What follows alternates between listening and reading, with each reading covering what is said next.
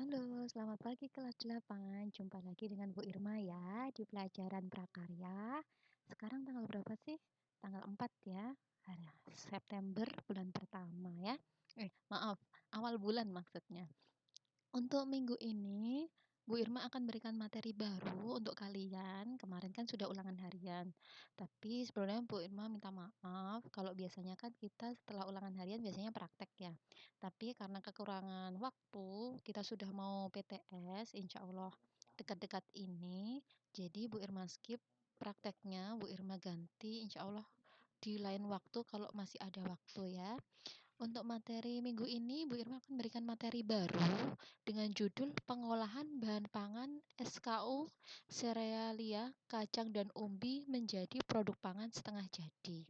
Nah, sebelumnya Bu Irma ingatkan kepada kalian untuk menyiapkan buku paket, buku LKS dan juga buku tulisnya dipersiapkan, dibuka materi yang sesuai dengan yang akan Bu Irma sampaikan nggih.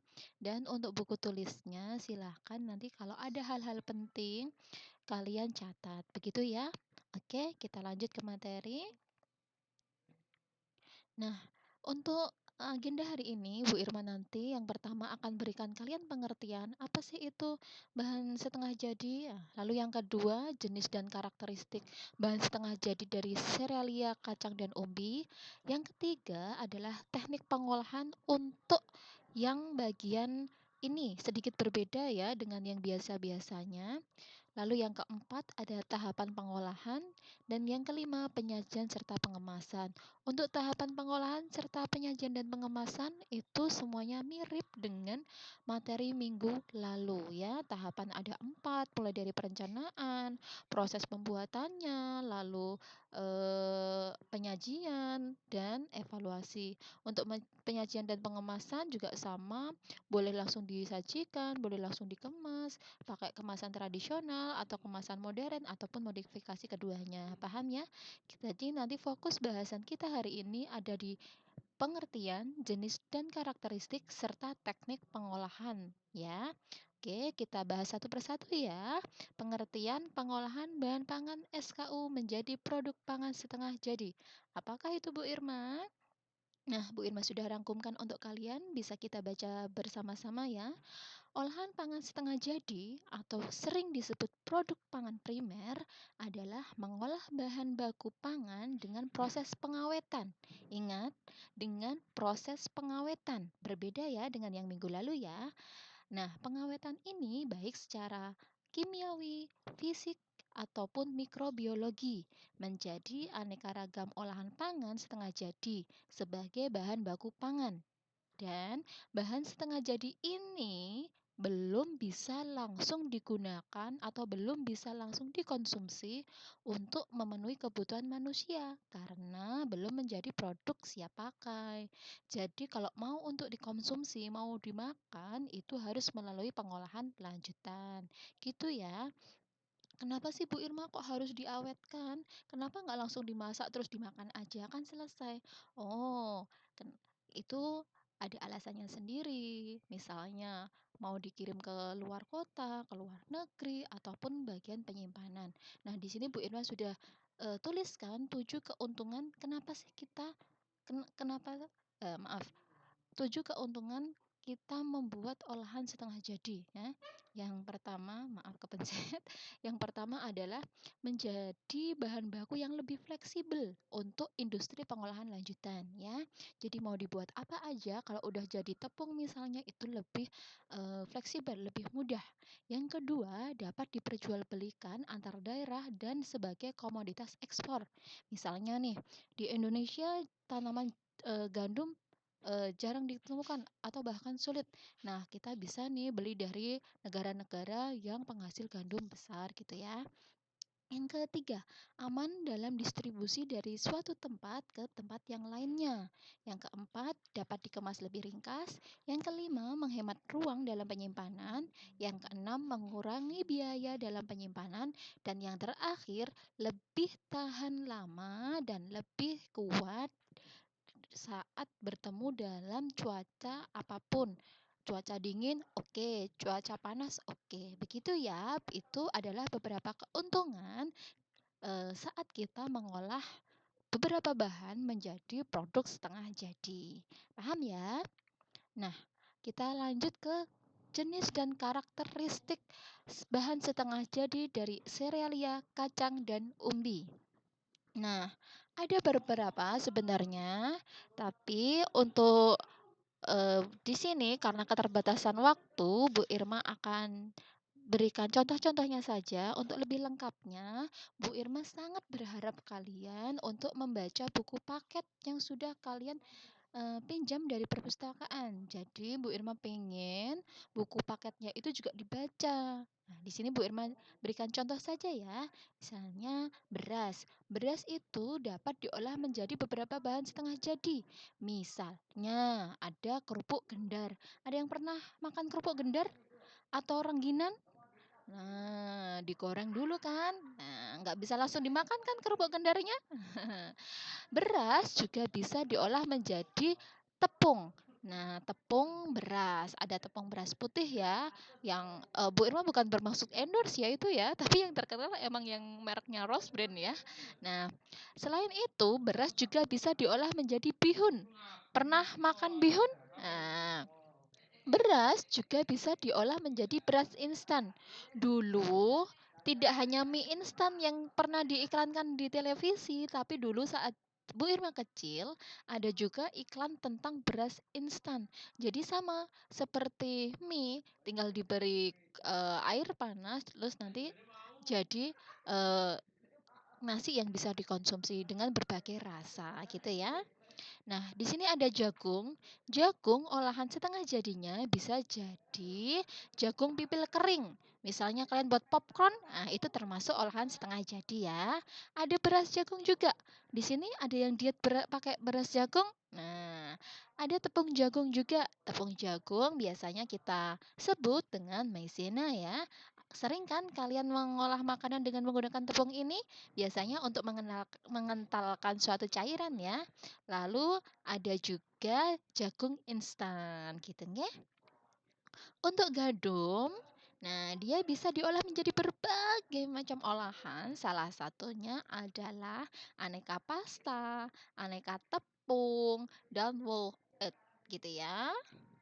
Dan sorghum. Sorghum yang paling sering diperjualbelikan adalah yang dalam bentuk beras sorghum ataupun juga tepung sorghum. Cuma untuk tepung sorghum ini harganya relatif sedikit mahal ya, karena susah ditemukan.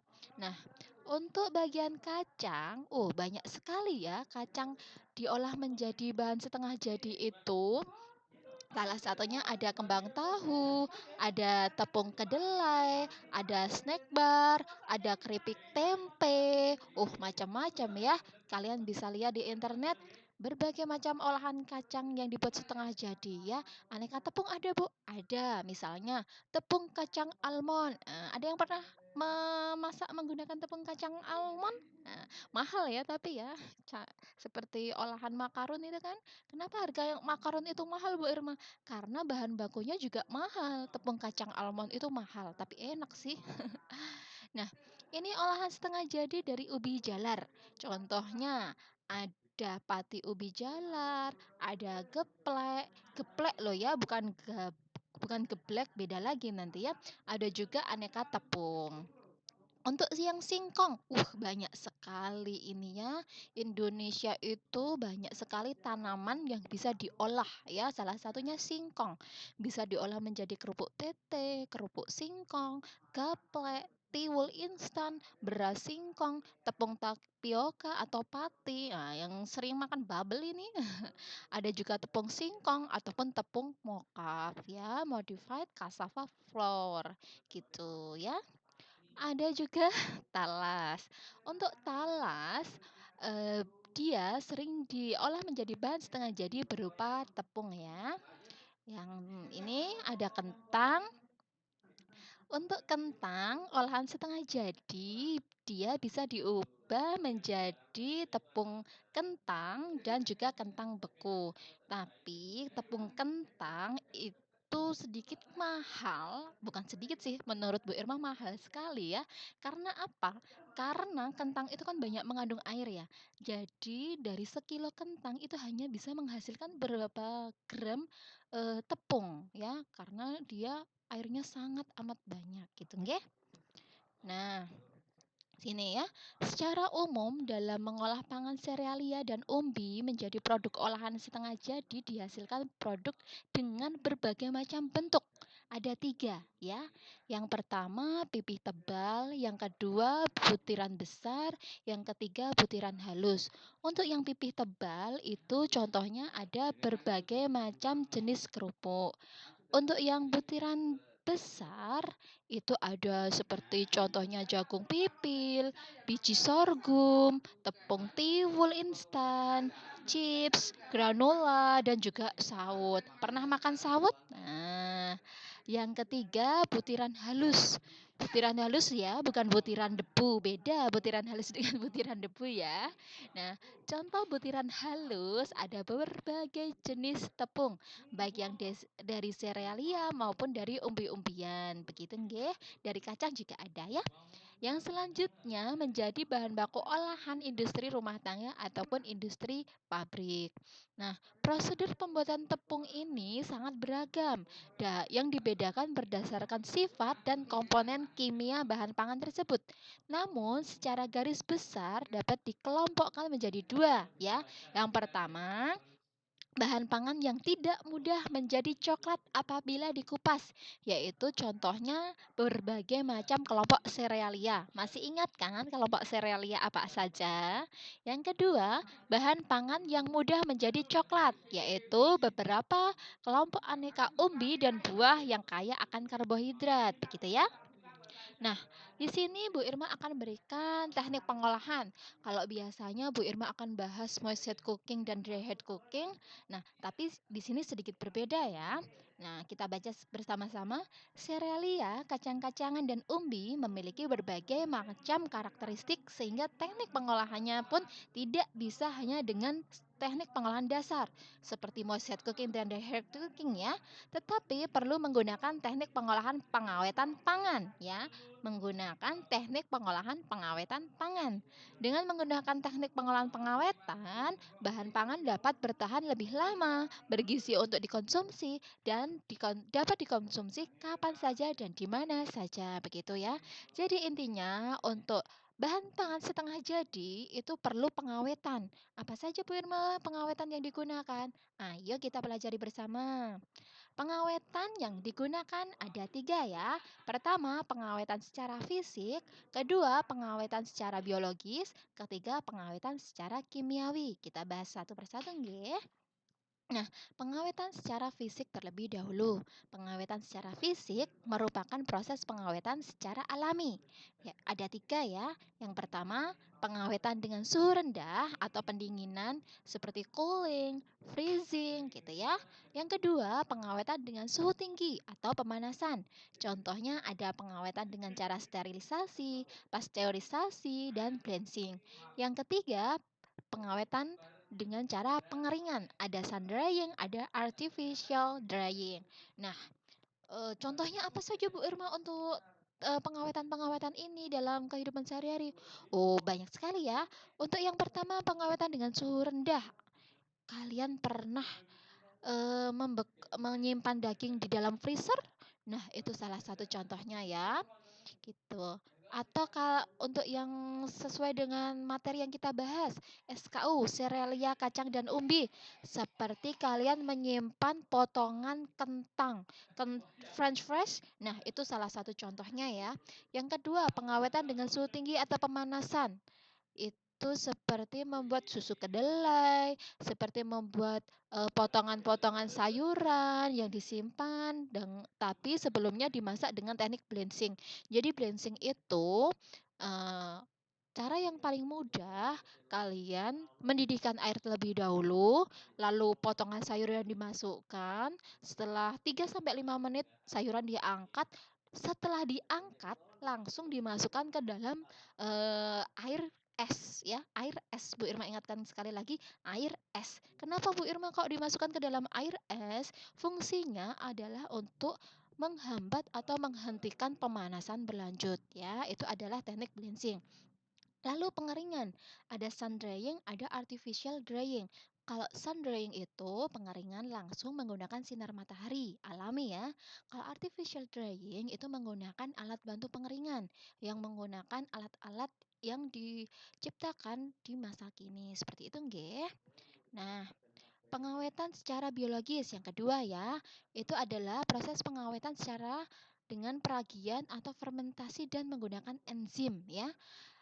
Yang kita bahas pertama adalah yang fermentasi terlebih dahulu ya.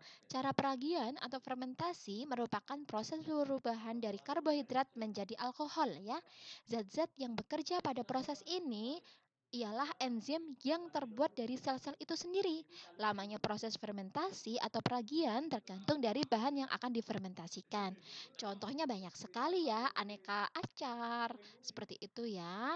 Yang suka kimchi itu salah satu contohnya ya. Maaf. Lalu yang kedua menggunakan enzim. Enzim adalah suatu katalisator biologis yang dihasilkan oleh sel-sel hidup dan dapat membantu mempercepat bermacam-macam reaksi biokimia. Kalau enzim yang sering kita gunakan itu yang saat kurban biasanya ya, dari enzim papain gitu ya, dari daun pepaya gitu. Itu yang alami ya. Lalu yang terakhir adalah pengawetan secara kimiawi. Beberapa teknik pengawetan secara kimiawi digolongkan menjadi dua. Yang pertama, penggunaan pengawetan alami yang diperoleh dari makanan segar atau bumbu. Contohnya, pengawet alami contohnya seperti gula, garam, bawang putih, cuka, kunyit dan juga keluak. Bu, ada po pengawetan yang menggunakan gula? Oh, banyak sekali ya. Permen mungkin atau yang dilapisi gula, banyak sekali ya. Garam, Bu, ada. Kalian pernah makan telur asin? Nah, itu salah satu contohnya ya. Bawang putih juga ada. Cuka banyak ya. Kalian pernah makan acar? Kunyit ada juga. Keluak, kalian tahu keluak kan ya? Coba tengok di internet atau tanya ibu kalian, Bu, contoh keluak itu seperti apa? Kalau untuk pengawetannya biasanya keluak itu digunakan untuk mengawetkan ikan ya. Jadi ikan dibersihkan jeroannya, dibersihkan kotoran-kotorannya, lalu dibelah dan dilumuri dengan keluak yang sudah dihaluskan dan disimpan. Itu nanti dia lebih tahan lama. Hanya saja mungkin rasanya berbeda dengan ikan segar ya.